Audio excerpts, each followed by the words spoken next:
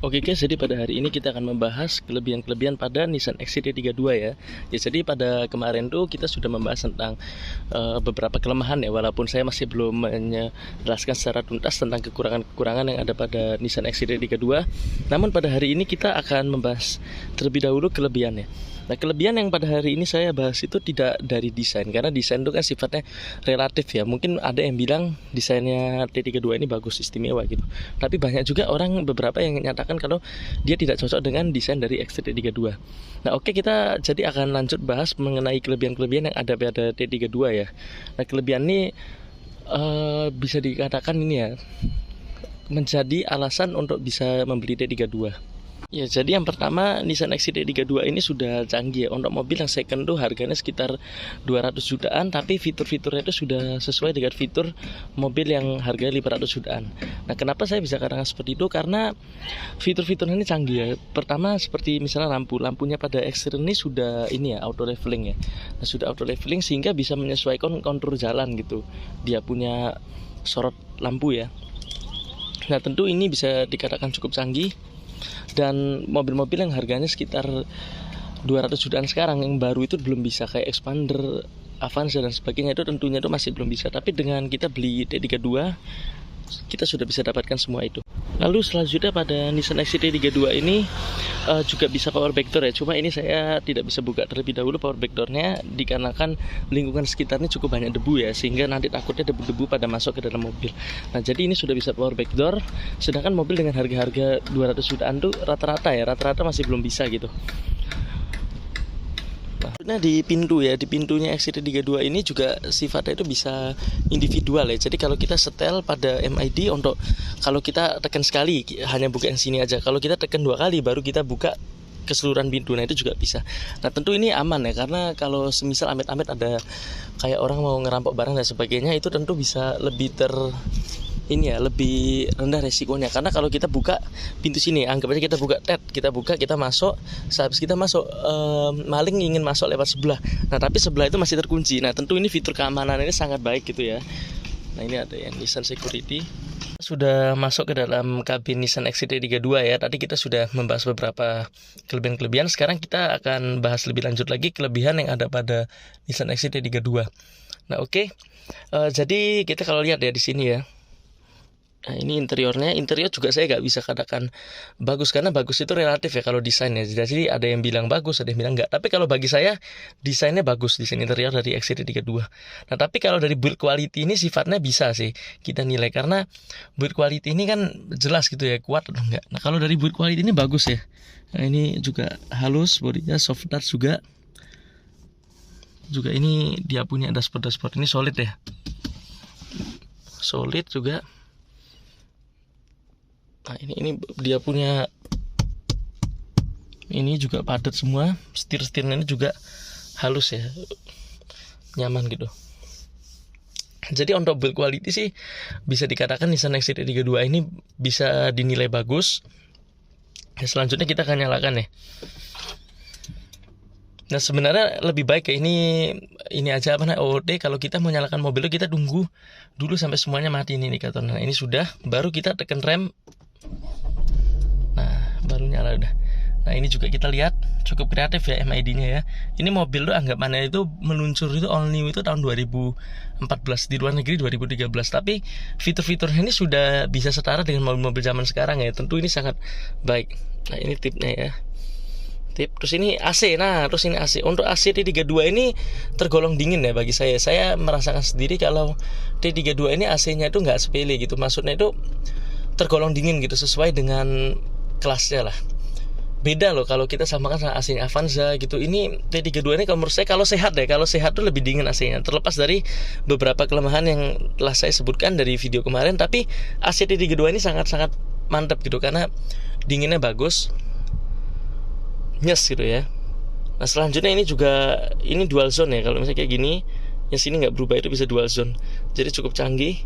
Terus habis itu kita ini juga lihat ini dari tipnya ini bisa kamera 360. Kita tekan sekali gini. Nah, oke, ini kameranya ya. Nah, kita kalau buka spion, sekarang kita buka spionnya.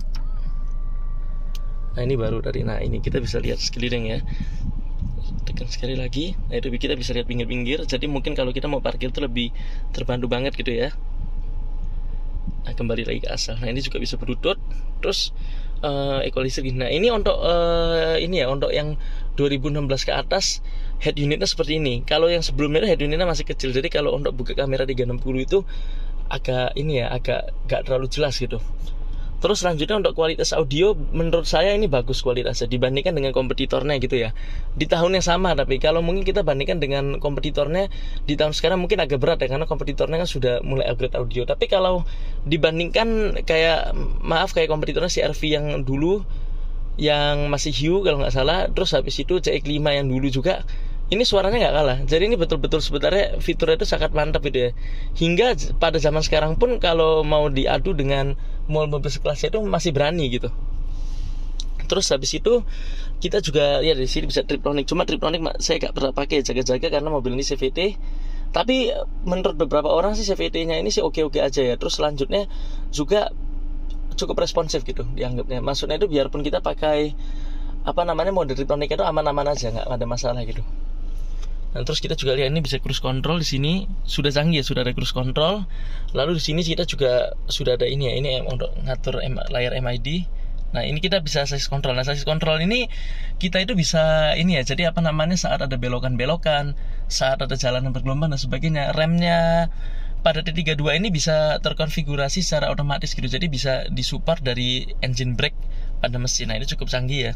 Mobil tahun 2014 anggapannya keluaran 2014, kalau mobil saya 2017 ya. Nah, tapi sudah bisa seperti ini.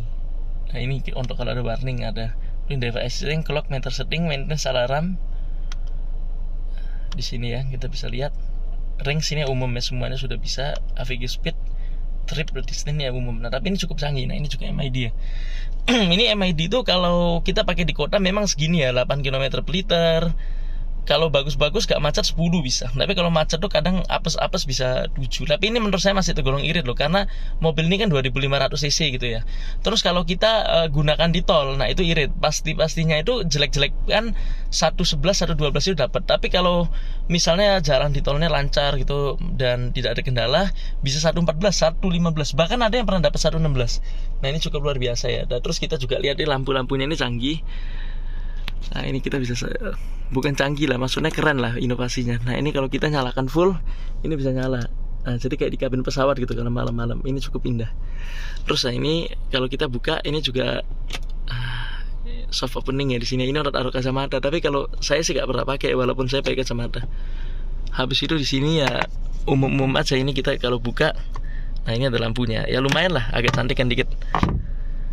Terus untuk kelebihan lainnya itu mungkin dari ini ya, kalau dari sisi fitur-fitur dan sebagainya sih saya sudah jelaskan semua ya di sini. Di sini bisa dikatakan kalau T32 ini canggih.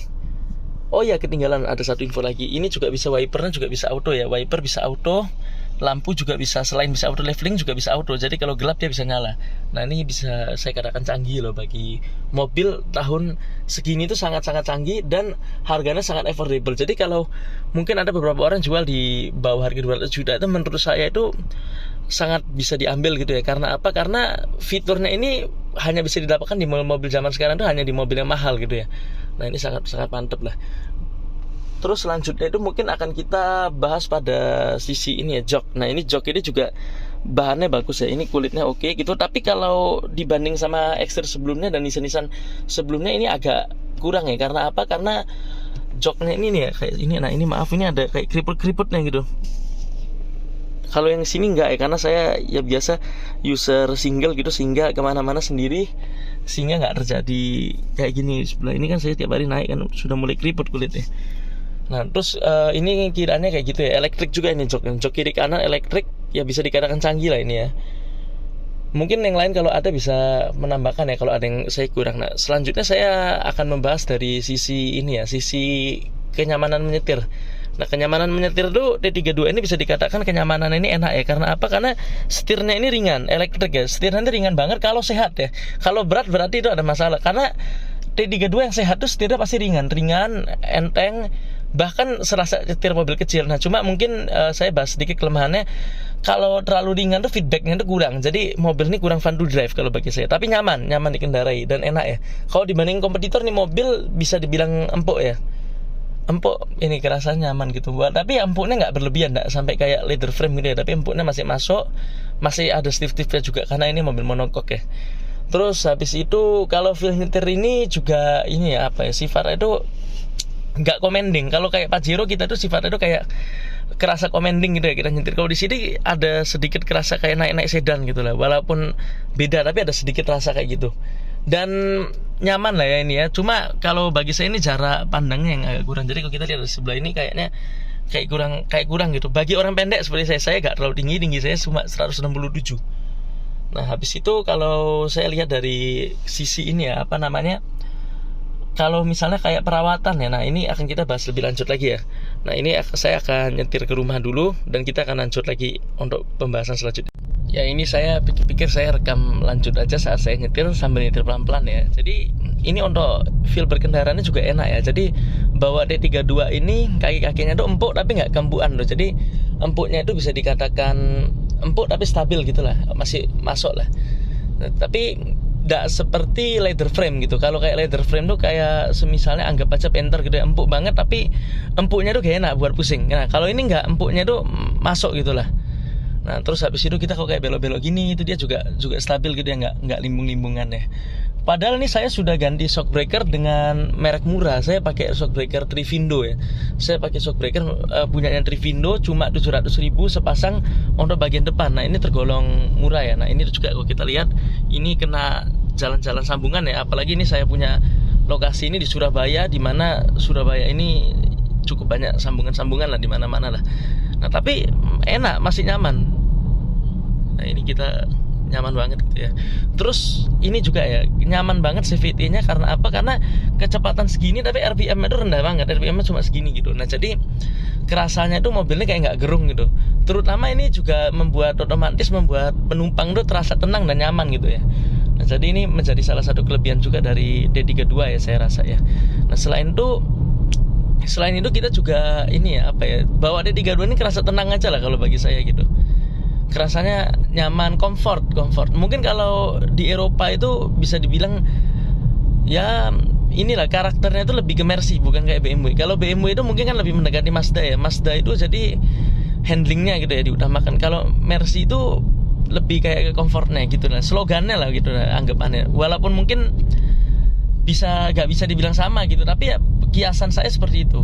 Nah terus habis itu, nah ini ya, ini kita lihat juga ini jalan gelombang-gelombang ini, tapi mobilnya masih stabil, tidak ada masalah gitu. Nah ya kurang lebih kalau untuk feel berkendara sih kelebihannya itu sih yang saya rasakan. Yang lain-lainnya umumnya seperti naik mobil biasanya gitu. Oke selanjutnya kita akan bahas vlog saya yang sebelumnya ya. Ya jadi selanjutnya itu juga bisa kita lihat dari kelebihan ya. Sekarang kita bahas mengenai kelebihan pada bidang lainnya. Tadi kan kita sudah bahas mengenai kecanggihan dan sebagainya ya. Pada mesin ini horsepower-nya juga cukup ya, 171, sehingga tenaga tersebut sudah bisa dikatakan lebih dari cukup di zaman sekarang. Karena anggap aja kayak Innova gitu, Innova 2500 tapi horsepower cuma 150. Terus Pajero sekitar 182. Nah itu bisa dikatakan lebih dari cukup banget gitu ya bagi mobil zaman sekarang. Dan bensin 171 itu kenceng loh ini ya. Jadi ini juga karakternya itu tidak pada tarikan bawah ya, tapi pada tarikan atas. Jadi kalau sudah masuk 100 sampai selanjutnya ini kenceng gitu. Nah itu tuh memang karakter dari rasio CVT dari D32 ini. Jadi ini cocok banget kalau misal kita pakai untuk perjalanan luar kota gitu. Nah ini mantep. Sekarang saya sudah sampai di rumah, jadi saya akan membahas mengenai spare part sekarang ya. Jadi spare part pada Nissan XT32 itu gak bisa dikatakan mahal ya. Jadi ini saya sudah banyak sekali ganti spare part dan biayanya gak mahal. Nah ini expansion valve ya. Expansion valve ini kalau untuk mobil lain anggap aja yang sekelas ya CR-V ya. CR-V itu bisa kena di atas 500 ya. Sedangkan pada D32 itu 500 dan itu masih itu harga toko ya. Kalau kita beli langsung dari bengkel resmi itu paling sekitar 400 saja gitu. Nah ini ya worth it banget, mantep banget. Terus habis itu ini evaporator. Nah evaporator ini ya sama aja ya dengan harga-harga pada mobil lain ya. Kalau pada anggap aja pada mobil ini ya apa namanya CR-V itu evaporator kalau kita beli aftermarket ya sekitar 1,7. Tapi ini Valio itu kita dapat punyanya D32 itu cuma sekitar 1,1 ya. Dan itu harga toko juga. Kalau kita beli sendiri bisa-bisa 900.000 aja. Nah, tentu ini sangat affordable ya. Jadi, anggapannya kalau Nissan itu spare partnya mahal, saya kurang setuju karena pada kenyataannya itu banyak sekali spare part yang aftermarket yang harganya itu bersahabat dan juga cukup berkualitas ya. Nah, ini lower arm ini orinya ya, orinya sudah saya ganti. Kalau lower arm ori ini kalau kita mau beli tidak ada promo itu sekitar nyaris 5 juta gitu. Kalau kita beli ada promo cuma 2,7 kita dapat kiri kanan. Jadi itu harganya cukup murah ya. Nah, ini oke, worth it banget. Dan kalau kita ganti aftermarket cuma sekitar 500 kita itu satu biji. Jadi kalau sepasang berarti sekitar 1 juta sudah bisa dapat lower arm baru dengan merek yang oke gitu. Dapat merek King Steel sudah bisa dapat. Kalau Haiker terus kita 1,6 tapi barangnya agak jarang. Nah, ini jadi tentu bisa saya katakan worth it gitu ya. Spare partnya murah, oke banget gitu. Dan tidak ada alasan untuk bilang spare part dari Nissan itu mahal menurut saya, asal kita pintar saja. Lanjut ke ketersediaan nih. Ketersediaan spare part itu sangat mudah. Ini saya baru beli online filter AC. Nah, ini filter AC cabin air filter nih ya. Ini punya Sakura itu cuma sekitar 65.000 ya Mas. 65.000 sama ongkir sudah dari Tokopedia saya beli. Ini murah banget ya harganya ya. Jadi cuma sekitar segini. Terus ini punyanya AC Delco, ini untuk filter udara ya, filter mesin gitu. Filter mesin ini harganya juga terjangkau banget. Ini cuma sekitar 50.000 dan ini murah banget gitu. Kalau dibandingkan dengan mobil lain gitu ya sama aja kalau kita beli aftermarket. Nah, yang salah tuh ketika anggap aja CR-V ada jual aftermarket. Nah, kita bandingkan dengan orinya Nissan. Nah, tentu harganya beda jauh gitu ya. Nah, bengkel kenapa selalu bilang, oh susah spare part Nissan mahal? Karena mereka malas nyari atau mereka itu kebanyakan mengerjakan mobil umum ya. Kayak Honda, Toyota, Mitsubishi, Honda, Toyota, Mitsubishi. Otomatis mereka itu malas cari dan langsung aja beli yang orinya gitu di bengkel resmi.